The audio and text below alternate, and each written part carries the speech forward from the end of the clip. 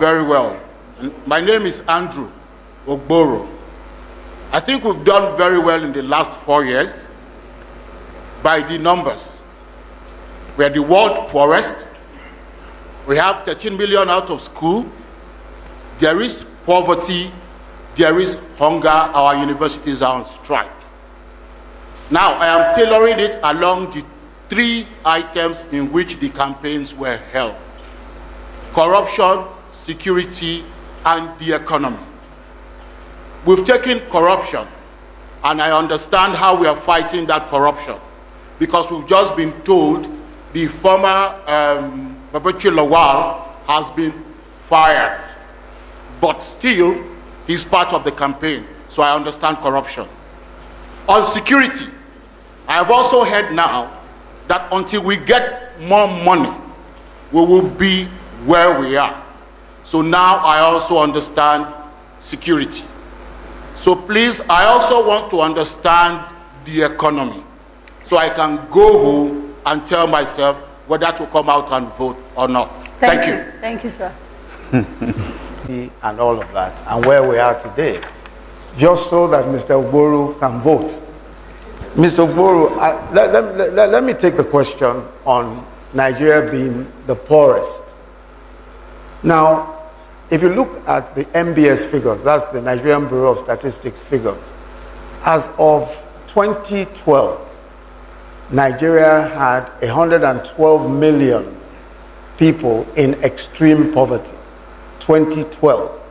If you look at the figures today, going by those same figures, they say about 86 million, but higher than India.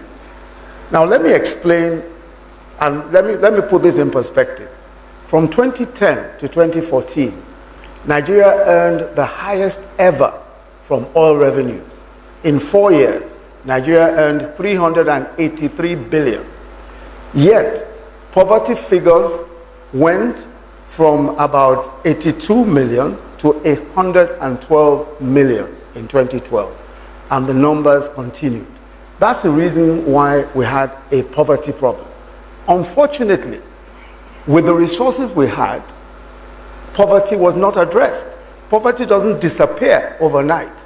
When people are poor, they remain poor unless the government does something about it. Nothing was done, despite the highest revenues in our history. In 3 years of our own government, 3 years, 94 billion is what we made from oil revenues. Compare that to 383 billion.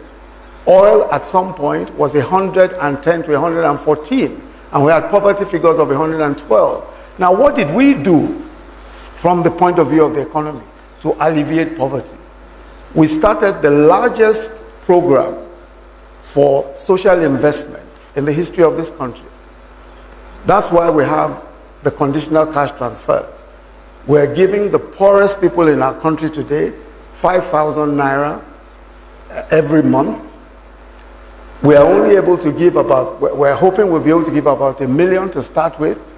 But in order to prevent stark poverty and malnutrition, we're doing our homegrown school feeding. We're feeding 9.2 million children every single day in public primary schools. Aside from that, the trader money and market money that we're doing, the trader money and market money, these are loans to the poorest. And let me give you an example of the trader money. Trader money, we're doing... Yes. About the fact, can you hear me now? Yes. You talked about the 20